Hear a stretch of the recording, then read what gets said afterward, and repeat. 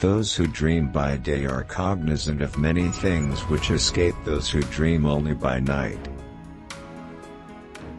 From childhood's hour I have not been. As others were, I have not seen.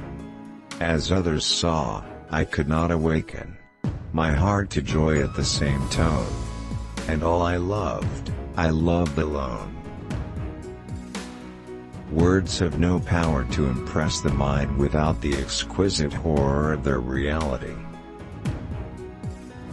If you wish to forget anything on the spot, make a note that this thing is to be remembered. It is by no means an irrational fancy that, in a future existence, we shall look upon what we think our present existence as a dream. I have no faith in human perfectibility. I think that human exertion will have no appreciable effect upon humanity. Man is now only more active, not more happy, nor more wise, than he was 6,000 years ago.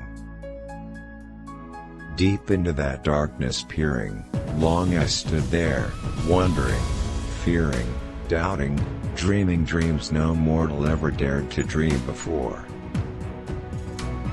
The true genius shudders at incompleteness, imperfection, and usually prefers silence to say the something which is not everything that should be said. The boundaries which divide life from death are at best shadowy and vague. Who shall say where the one ends, and where the other begins? Now this is the point. You fancy me mad. Madmen know nothing. But you should have seen me. You should have seen how wisely I proceeded.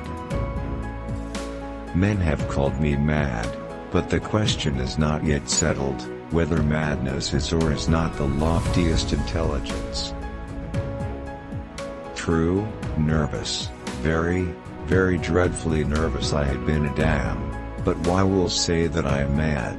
The disease had sharpened my senses, not destroyed, not dulled them. Above all was the sense of hearing acute. The fury of a demon instantly possessed me. I knew myself no longer. My original soul seemed, at once, to take its flight from my body, and a more than fiendish malevolence, gin-nurtured, thrilled every fiber of my frame. In beauty of face no maiden ever equaled her. It was the radiance of an opiate dream, an Aryan spirit-lifting vision more wildly divine than the fantasies which hovered about the slumbering souls of the daughters of Delos. Experience has shown, and a true philosophy will always show, that a vast, perhaps the larger, portion of truth arises from the seemingly irrelevant. The 99 are with dreams, content, but the hope of the world made new, is the 100th man who is grimly bent on making those dreams come true. When, indeed, men speak of beauty, they mean, precisely, not a quality, as is supposed, but an effect. They refer, in short, just to that intense and pure elevation of soul, not of intellect, or of heart. The idea of God, infinity, or spirit stands for the possible attempt at an impossible conception.